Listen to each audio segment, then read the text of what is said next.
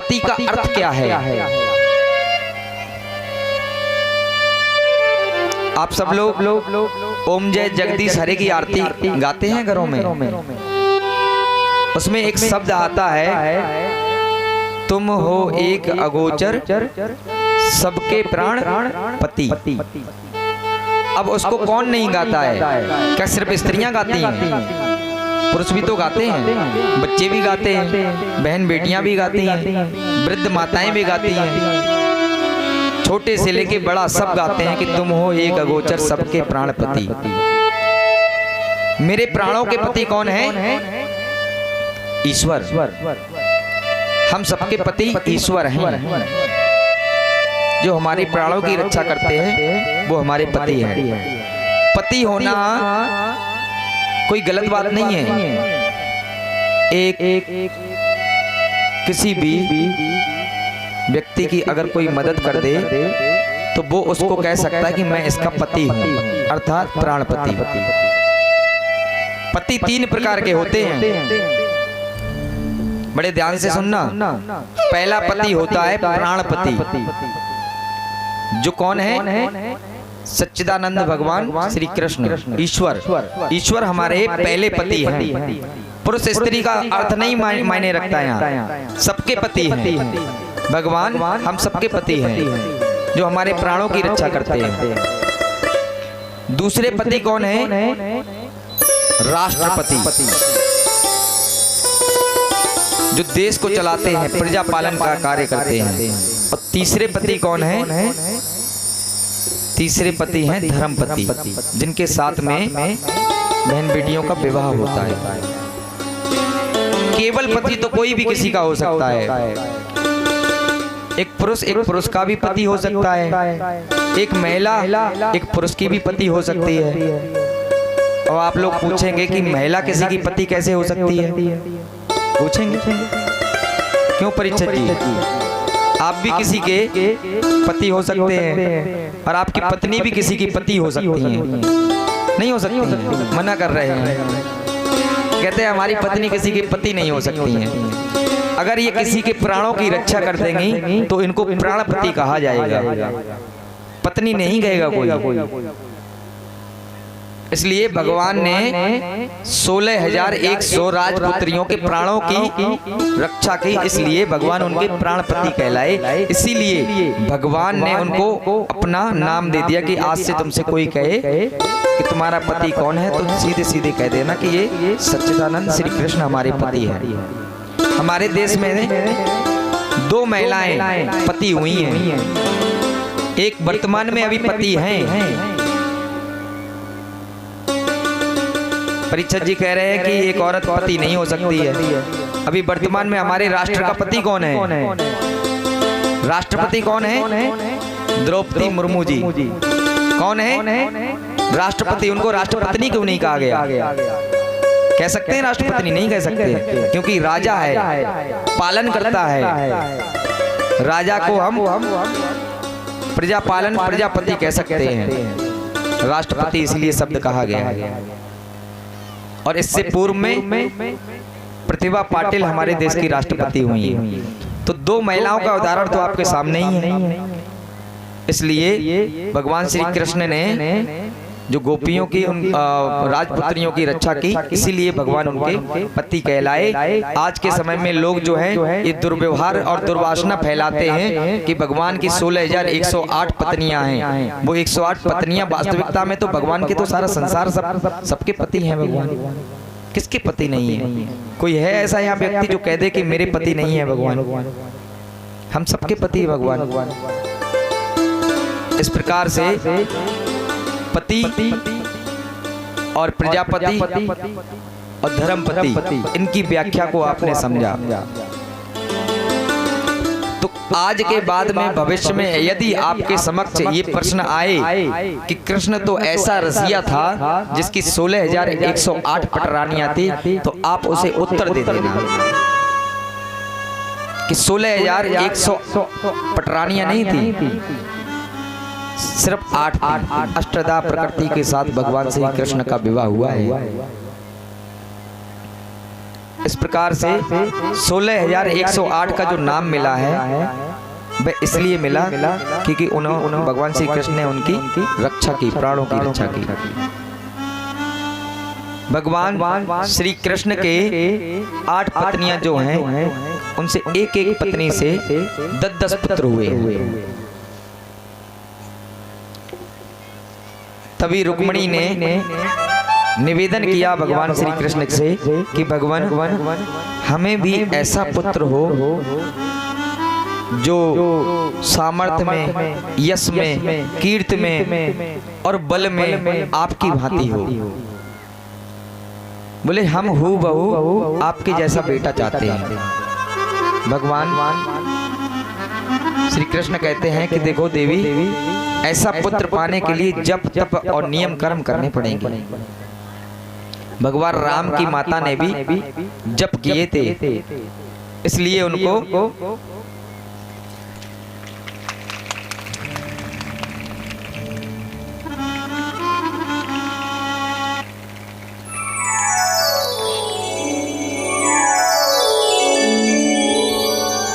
बोलिए सच्चिदानंद भगवान की जय। जय श्री राधे।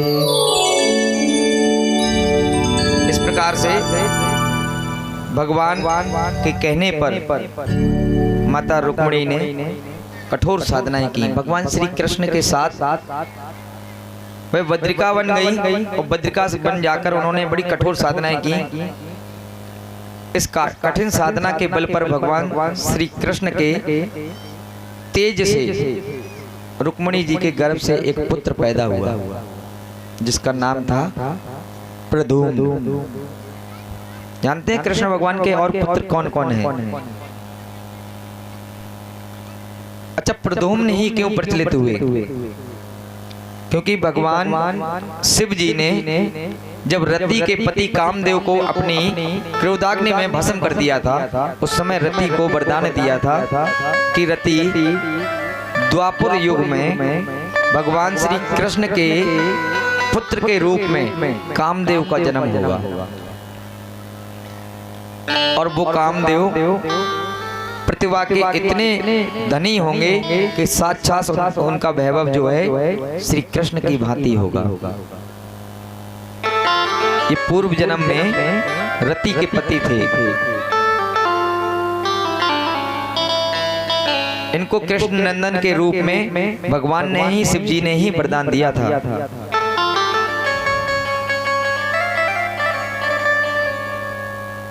इस प्रकार से धीरे धीरे भगवान की संतति का वर्णन आता गया।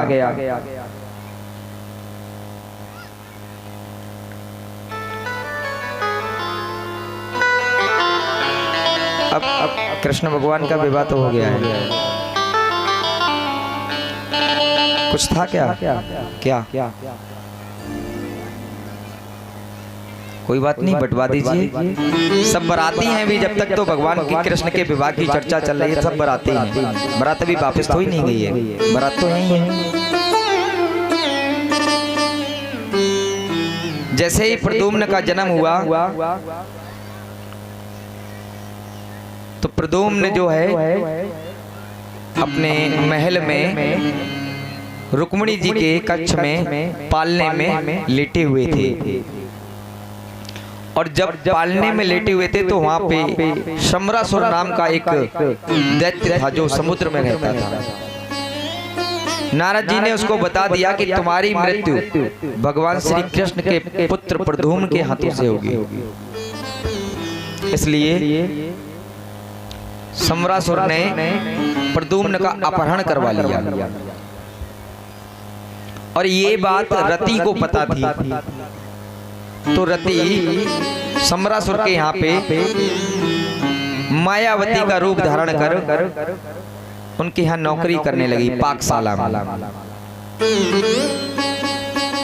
शम्रासुर ने प्रद्युम्न का अपहरण करवाया और ये समुद्र में फेंक दिया।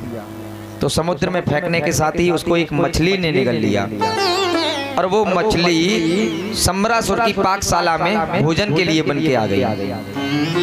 मछुआरे उसको पकड़ के लाए और जैसे ही मछली उस मायावती रूपी रति के पास आती है तो रति को पहले से ही पता थी, इसलिए मछली को काट कर उसमें से प्रद्युम्न को निकाल कर पालन पोषण करने लगी। इस बात की सूचना भगवान श्री कृष्ण के यहाँ नारद मुनि जी पहुंचते हैं, कहते हैं कि अरे कृष्ण, तुमको कुछ पता भी है? तुम्हारे यहाँ एक पुत्र का अपहरण हो गया है। तुम्हारे यहाँ तो इतनी संतान है, हर पत्नी से 10-10 पुत्र हैं, तो तुम्हें तो पता नहीं कि तुम्हारा कौन सा बेटा है, कौन सा नहीं है। रुक्मिणी जी को जैसे ही पता चलता है तो करुणा विलाप करने लगती हैं। कृष्ण भगवान कहते हैं निश्चिंत रहिए, प्रद्युम्न इतना बलशाली और तेजवान होगा, उसे हमें हमारी या आपकी मदद की आवश्यकता नहीं होगी, उसे कोई नहीं मार सकता। प्रद्युम्न ने धीरे धीरे जब बड़े हुए और एक दिन जैसे सम्रासुर अंदर आया और उसने देखा कि हमारे पाकशाला में काम करने वाली स्त्री किसी से बातें कर रही है, इसका अर्थ यह है कि यहाँ कोई और पुरुष है। जब उसने अंदर आके देखा तो उस समय दोनों में बड़ा विशाल युद्ध हुआ और प्रद्युम्न के हाथों सम्रासुर का वध हुआ। इस प्रकार रुक्मिणी के पुत्र प्रद्युम्न के हाथों से सम्रासुर नाम के दैत्य का वध हुआ। इस प्रकार से मायावती के साथ में दोनों लोग द्वारिका के लिए प्रस्थान करते हैं। तो द्वारिका में जैसे ही अनिरुद्ध का प्रवेश होता है, द्वारिका की माताएं बहनें जब देखती हैं तो कहती हैं अरे ये कृष्ण है। प्रद्युम्न का स्वरूप एक चित्त भगवान श्री कृष्ण की तरह लग रहा है। कोई कह ही नहीं सकता है कि ये कृष्ण ही है या कृष्ण से अलग कोई भिन्न है। तो लोग कहते हैं कि अरे ये तो युवा बालक है, कृष्ण तो अब बड़े बूढ़े हो चुके हैं। लेकिन कृष्ण की छवि में ये कौन बहरूपिया आ गया, ये नहीं समझ में आ रहा है। धीरे धीरे प्रद्युम्न जब द्वारिका में बढ़ते जाते हैं, लोग देखते हैं कि आखिर क्या है, क्या दृश्य है, क्या नजारा है। और जब द्वारिका में महलों में पहुंचते हैं तो रुक्मिणी पहचान लेते हैं कि ये मेरा पुत्र है, क्योंकि रुक्मिणी ने साधना तपस्या की थी कि मेरा पुत्र भगवान श्री कृष्ण के जैसा ही हो। स्नेह भाव से, आदर भाव से प्रद्युम्न का स्वागत होता है। और एक समय आने पर रुक्मी की पौत्री जो है रोचना से अनिरुद्ध का प्रद्युम्न का विवाह हो जाता है। उसने अपनी नातिन का विवाह कर दिया। हालांकि कृष्ण से रुक्मी का बड़ा बैर भाव था, क्योंकि रुक्मी की बहन को ही कृष्ण भगवान भगा के ले गए थे।